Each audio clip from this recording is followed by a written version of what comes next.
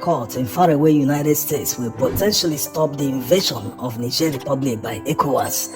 A lot of people have been advising the Ecowas leaders that they should employ diplomacy, that it doesn't make sense to use violence to return the former president Bazoum to power. When the military that removed him in Niger did not even use violence, they only arrested him and took over power. In other words, it was a palace coup. Opposition to the invasion of Niger is not only coming from West Africa. The African Union, after their recent meeting, advised the ECOWAS leaders against using any force, that they should never consider military intervention in Niger, that they should employ diplomacy to solve the problems. What about Russia? What about the Turkish president? What about some European countries? Many people are against the use of force in Niger, but for some unexplained reasons, some ECOWAS leaders are insisting that they must use force in Niger, that they must intervene to remove the military from power and restore the former president Bazoum, despite the military leaders in Niger offering a 3-year transition period to get back to democracy. The ECOWAS leaders quickly rejected the offer, saying that they should leave earlier than that 3 years is a long time. Now, let's see how the US court's decision will stop the impending invasion of Niger Republic by ECOWAS. Among the ECOWAS leaders, the main voice that is pushing for a military intervention in Niger is the ECOWAS chairman.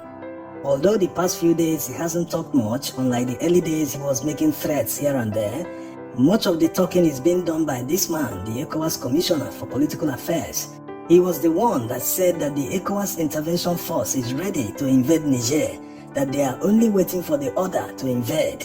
I tell you, we are ready to go anytime the order is given.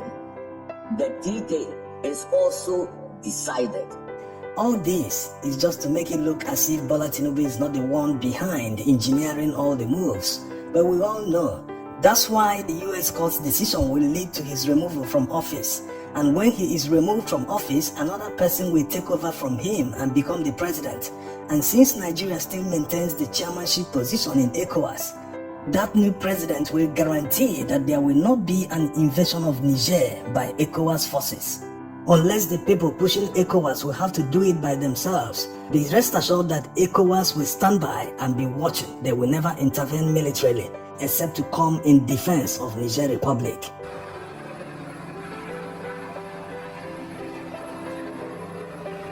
Now, let's get to the backstory. Tinubu didn't win the presidential election that was conducted in Nigeria on February 25th, 2023, and his opponents in that election are currently in court challenging his declaration.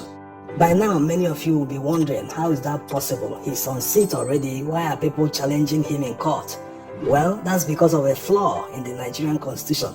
Someone can actually be sworn into office despite his opponents contesting the results in court. Yes, the Nigerian constitution actually allows this. That's why corrupt politicians take advantage of it. They grab the power, run away from it, bribe anyone they can bribe and get to power. And they now use those presidential powers to intimidate the judges, intimidate the opposition, use the police to suppress anyone in their way. They will basically use presidential powers to protect themselves to the rest of the tenure. They can even go as far as declaring war on another country. They will take advantage of a clause in the Nigerian constitution that says elections cannot be held in a period of war.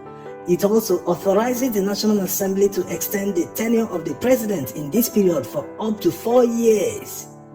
So you can understand how desperate Tinubu is. He wants to maintain the power that they stole, they rigged the election, they did all sorts of things. The European Union Observer Group counted more than 70-something casualties in the election that brought him to power. In fact, the election was more violent than the coup in Niger. So in his own interest, before the pressure from France and the United States, he wants that war to go on so that he can stay in office. But the decision of the judge in faraway United States will not only bring shame to him, it will lead to his removal from office. Let's take it one by one. The forged document when he was filing his particulars with the Nigerian electoral body for the presidential election. His opponents immediately noticed discrepancies on the certificate. They conducted forensic analysis of the certificate to the extent that they tracked one of the signatures to someone that started working in Chicago State University in the 90s. Whereas Tinubu supposedly graduated in 1979. How is that possible? That's not all. Wait till you hear the bombshell as was revealed by Nigeria's investigative journalist David Hundeyin, who subpoenaed the university in Chicago. And the records he received from them revealed that the person that was admitted in Chicago State University was a female and an American citizen. And the person that supposedly graduated from Chicago State University in 1979 is a man and a Nigerian with no record of US citizenship. How is that possible? So that's why Atiku Abubakar, one of his opponents in the presidential election, approached a US court to get the records. Not that he can't use the one that was revealed by David Hundeyin, but you know how the courts work in Nigeria. They will say the person that got the information isn't the right person that should bring it to court, that he wasn't a candidate in the election, blah, blah, blah. So that's why he approached the court to get it by himself, notarize it, so that he will now present it in court. When he drops this bombshell in court, it will be revealed that he is an impersonator that stole someone's identity, that he wasn't the person that was admitted in the university he claims to have attended. It will reveal a lot of things. Tinubu is aware of the bombshell revelation that is about to hit him. That's why he approached the same court in the United States asking to be joined, that he wants to protect his privacy. He doesn't want Atiku to see his school records. How can that be possible? Everyone should be proud of his school records. Why should anyone in the world want to hide his achievement in school? The only person that can hide that is someone that stole someone's identity. Someone that has something to hide is working hard to prevent the person from seeing it, because once it's revealed, it will prove he violated Nigerian laws, which will lead to automatic disqualification by the court. In order to block Atiku from getting evidence of potential identity theft, he not only gave excuses about privacy, he also said the court lacks jurisdiction. Helping him to argue all these in court are 5 lawyers he hired. Those of you watching from the United States know what it means. How much does it cost to hire one lawyer for an hour? Not to talk of 5 lawyers. So you can understand the energy he's putting into this to make sure that Atiku doesn't get that evidence. That piece of evidence alone can prevent war in Niger Republic. That's how strong the evidence is. And it seems the judge is getting the picture. He understands what is at stake. That's why he held that the court has jurisdiction, that Tinubu's lawyers are wrong, which is setting the base for the court to authorize Chicago State University to release these documents, these academic records, the admission documents, all information including the schools, the secondary schools attended by the female Bola Tinubu, because we must tender all these before gaining admission in any university. Many people are of the opinion that the United States will never release such bombshell evidence that has the potential to stop a war in Niger because of their interest in Niger, that they want a military intervention, that they have files on Tinubu. Yes, that's proven because the same David Hundeyin and Plainsight took the FBI to court because they refused to honor a subpoena. In that subpoena, they demanded to see Tinubu's files with them. They wanted them to reveal every information they have about him.